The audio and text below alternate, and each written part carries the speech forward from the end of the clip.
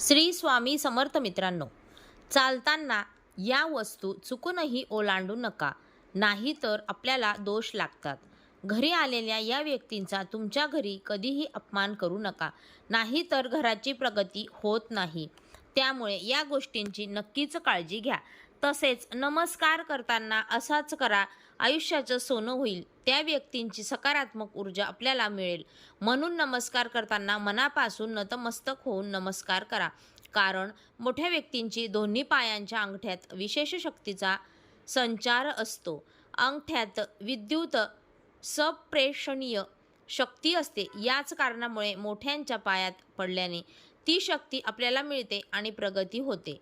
असे म्हणतात की जे फळ कपिला नावाची गाय दान केल्याने किंवा कार्तिक व ज्येष्ठ महिन्यात पुष्करमध्ये स्नान, दान, पुण्य इत्यादी प्राप्त होतं, तेच पुण्य ब्राह्मणांच्या पाया पडल्याने होतं. तसेच जेव्हा एखादी व्यक्ती आपल्या पाया पडते तेव्हा त्याचे दोष आपल्याला लागतात. म्हणून दोषमुक्त होण्यासाठी देवाचे नाव घ्यावे.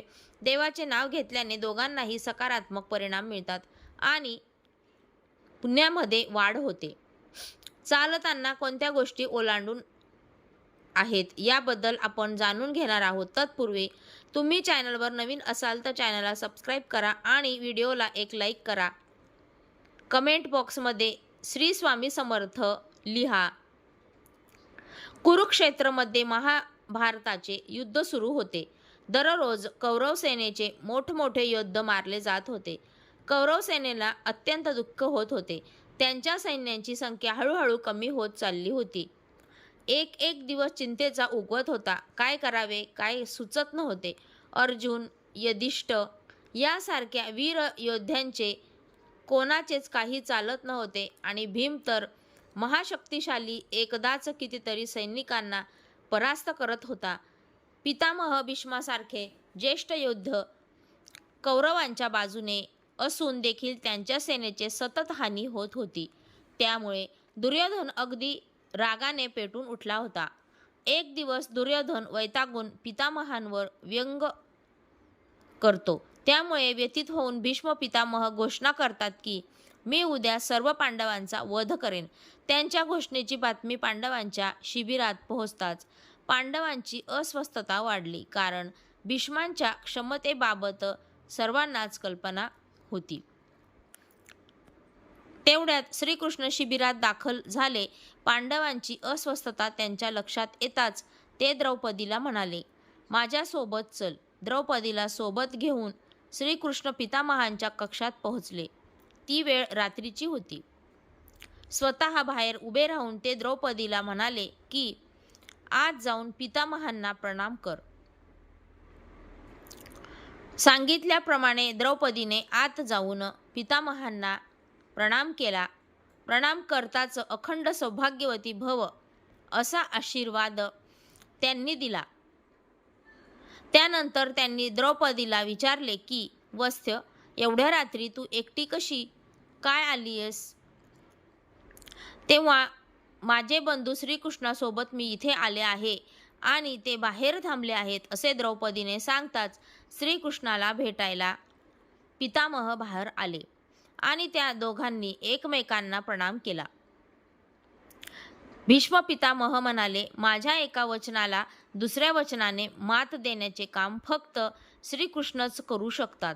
शिबिरात परतताना श्रीकृष्ण द्रौपदीला म्हणाले की बघ, तुझ्या फक्त एक वेळ जाऊन पितामहांना नमस्कार करण्यामुळे तुझ्या पतींना जीवदान मिळाले.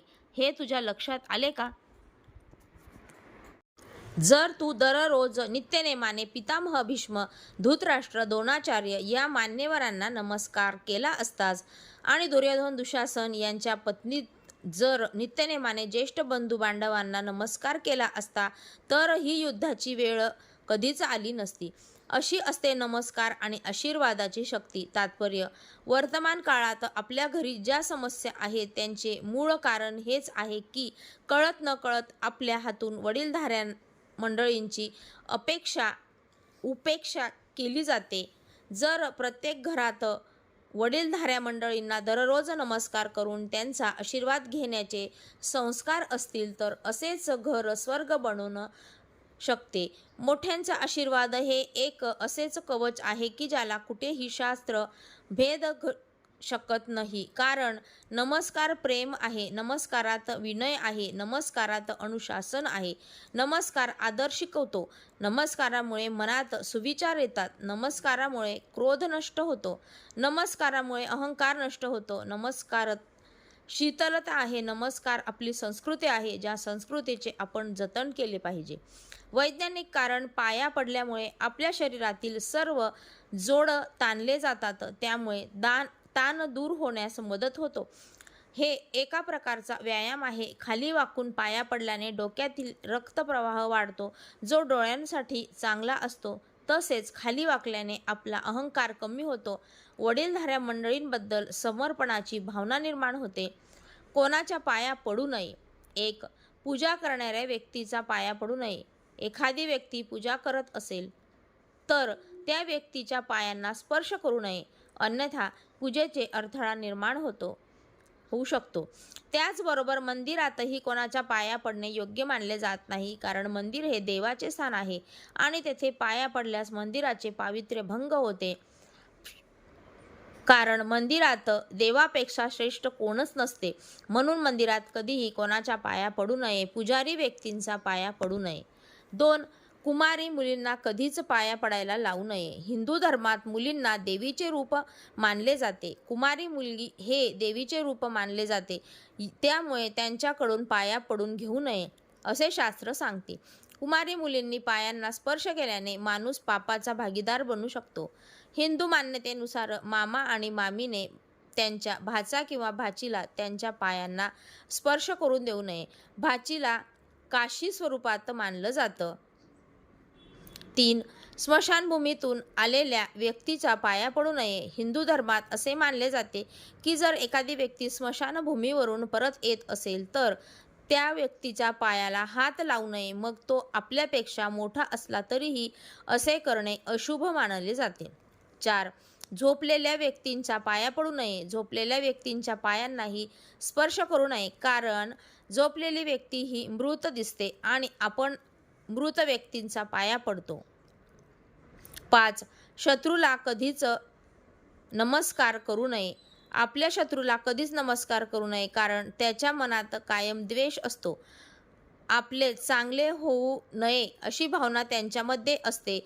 त्यामुळे त्यांच्या पाया पडल्याने आपल्यात नकारात्मक ऊर्जा येते. म्हणून शत्रूला कधीच नमस्कार करू नये. 6. साधू संन्याशांकडून पाया पडून घेऊ नये. साधू संन्यासी यांच्या आपण पाया पडावे, पण त्यांना कधीच आपला पाया पडू देऊ नये, कारण ते फक्त त्यांच्या गुरूंचा पाया पडतात. 7. जावयाने सासऱ्यांचा पाया पडू नये. जावयाने सासऱ्यांच्या पाया पडू नये असे म्हणतात, कारण पौराणिक कथेत शिवशंकरांनी आपले सासरे दक्ष यांची हत्या केली होती. 8. भाच्याने मामाचा पाया पडू नये. भाच्याने मामाच्या पाया पडू नये हे कृष्ण कथेवरून सांगितले जाते, कारण कृष्णाने कंस मामांचा यज्ञ वध केला होता. 9. जेवताना पाया पडू नये. एखादी व्यक्ती जेवत असेल तर जेवताना पाया पडू नये. 10. प्रवासाला निघणाऱ्या व्यक्तींचा पाया पडू नये. तसंच तुमच्याबरोबर प्रवासाला निघालेली व्यक्ती वयाने मोठी असली तरी तुमच्याबरोबर निघणार असेल तर त्यांना नमस्कार करू नका, अपमान होतो. कोणाच्या पाया पडल्याने भाग्य वाढते. 1. मोठी बहीण आणि आत्याच्या पाया पडल्याने बुध ग्रह मजबूत होतो.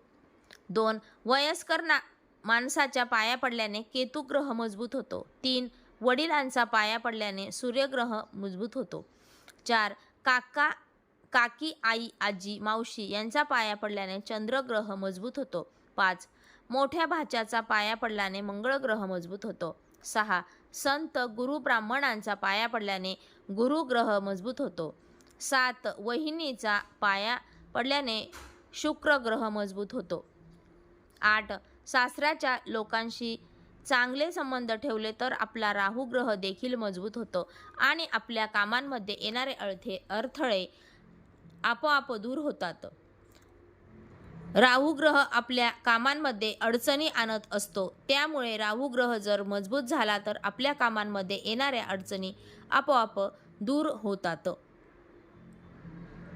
कोणाला ओलांडू नये. 1. कोणत्याही प्राण्याला ओलांडू नये, तसेच अग्नीला चुकून सुद्धा ओलांडू नये. कधीही पाय लागू देऊ नये. अग्नीला पाय लागणे फार अशुभ मानले जाते, यामुळे अग्निदेवाचा अपमान होतो. 2.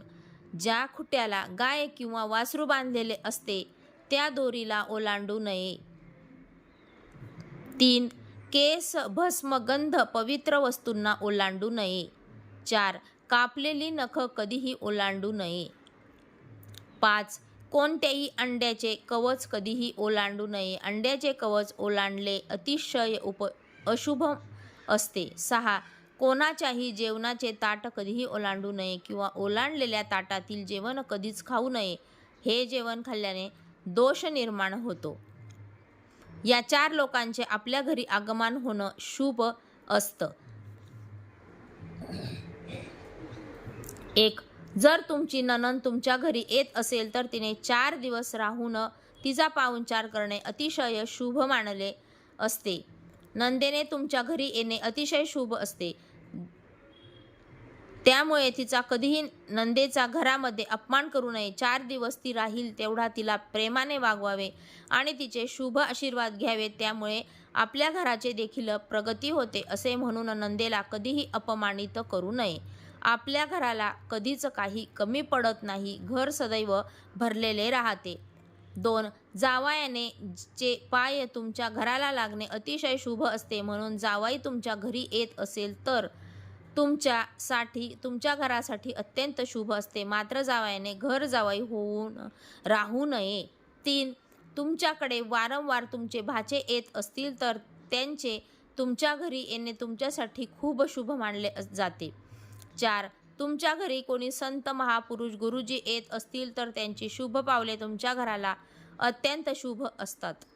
शेवटचे व महत्त्वाचे, आई, वडील व गुरु यांची सेवा करणे ही सर्वात उत्तम तपश्चर्या आहे.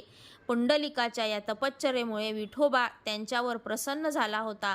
मुलांनो, पुंडलिकांचा आदर्श समोर ठेवून आपणही आईवडिलांचे मनापासून आज्ञापालन करणे व त्यांनी लीन भावाने सेवा करणे हे आपले कर्तव्य आहे. आईवडील संतुष्ट झाल्यास परमेश्वरही प्रसन्न होतो. यासाठी मुलांनो, आईवडिलांनी सांगितलेले मनापासून ऐका. त्यांच्या कामात त्यांना मदत करा. त्यांना देवासमान मानून त्यांची सेवा करा. शेवटी एवढेच म्हणणे आहे, आईची माया, पित्याची छाया सोबत मिळाले संस्कार, 7 जन्मही अपुरे फेडण्यास तुमचे उपकार. हा माहितीपूर्ण व्हिडिओ तुम्हाला आवडला असेल तर व्हिडिओला एक लाईक करा आणि शेअर करा. श्री स्वामी समर्थ.